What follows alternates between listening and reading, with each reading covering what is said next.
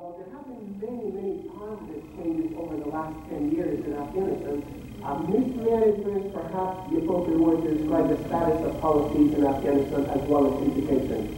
Sadly, very little funding goes towards education in the country, and that leads to obviously very little being done for training and development of faculty, as well as the promotion of equality in gender education. So sadly, uncertainty, distress, and chaos are other words that perfectly describe the status of education, development, education, and emotions of people in Afghanistan right now. In terms of numbers, in the 1980s, there were 1.2 million students, including 18% girls, in all levels and types of education in the country.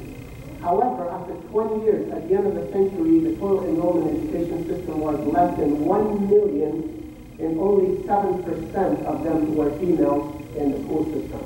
So you can see there was a huge drop, and females unfortunately suffered the most as a result of the chaos in the war. So during this period, the quality of education suffered, and the system did not function effectively due to conflicts and wars, and obviously instability and the stress that people were feeling in terms of their children going to school. In 2012, the enrollment in general education was 8.6 million students, including 2.9 million females, which is about 38%. So in 2012, there has been quite a number of advancements, or at least promotion to get more females into the school system. The enrollment in higher education was 110,000, including 19,200 female students, which is 19%. The quality and efficiency of education continues to be a major challenge still. There has been no significant progress in adult literacy, which basically stays stable around 30% or so. In 2012, again, a total of 18,000 students, including 892 female students, were enrolled in the faculties of engineering, computer science, geology, and mining, as well as agriculture in Afghanistan. There were over 350,000 trainees in about 600 public and private schools in the technical and the vocational centers. A survey of 420 centers found that 58% of trainees are in computers, mechanics, electronics, and construction. About 17% receive training in business education or various business certificates. What's interesting is that in Afghanistan, distance education is not something new. Actually, it was being used all the way in the 1960s for the development of faculty, not just in Kabul, but outside of Kabul in remote areas. So now it is being estimated that virtual education or distance education will be very helpful, especially regarding the equality of gender for females. So since the majority of females feel uncomfortable leaving their homes because of conflict and chaos that might exist, they would be okay doing their work through distance education or virtual education as long as computer facilities are available or technology is available to them.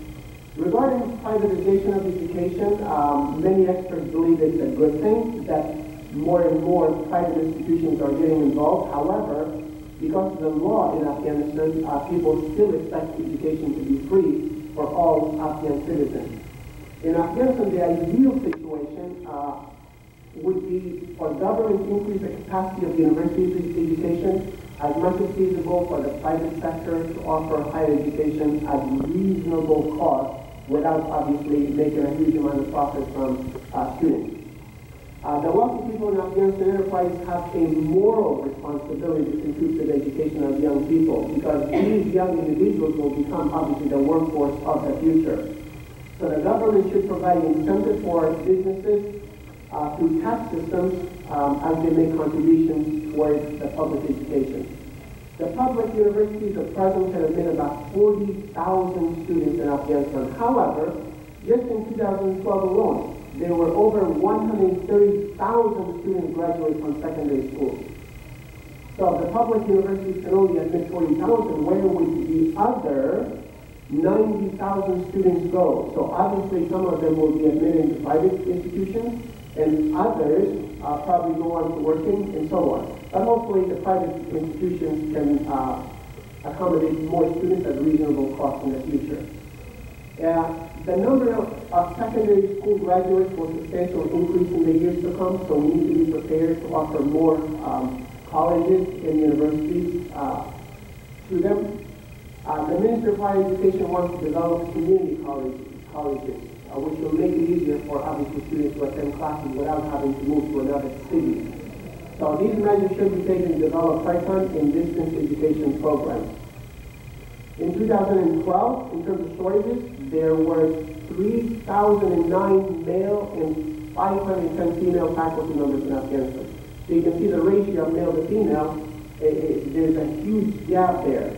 About 5% of them have doctoral degree qualifications and 36% have earned master's degrees.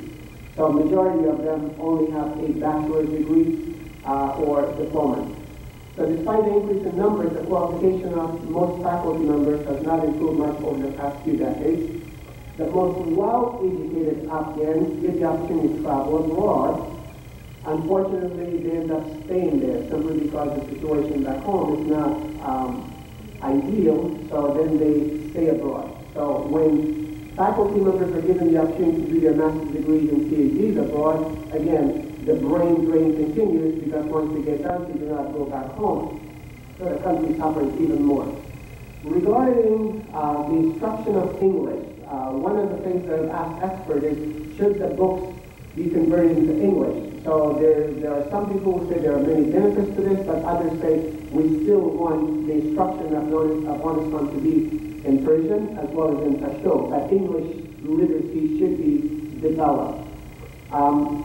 When you look at Pakistan and India, young people are able to speak English language fluently, which makes them ready for global workplace today. Unfortunately, in Afghanistan, that's not the same. So the Afghani children should be trained in English, they should be developed so they can benefit from the latest research that's available online as well as in books. However, the instruction should also be available in Persian and Pashto in the years to come. Some of the chronic challenges that people face, the achievement of basic education for all children is still lacking in the middle school. So the law says children should go up to the middle school. In 2012, only 58% of school children were in basic education. So that means 42% were not attending school. Adult literacy should be a major issue for government and private institutions to help the workforce. Social constraints for females should be removed so females can get their education without being in any danger. And peace and stability obviously are yet a major issue. The use of technology in distance learning could be a very, very good way to move forward, especially in gender equality. In addition to governmental measures, the communities and voluntary groups could play a very important role in literacy efforts of young children as well as working adults. Afghanistan is still a dependent society, so they depend on their neighbors, they depend on the international community. So as global professionals, we need to continue, obviously, to support education in Afghanistan. And the people of Afghanistan hopefully will become a valuable asset to their own country and to the region as well. Thank you very much.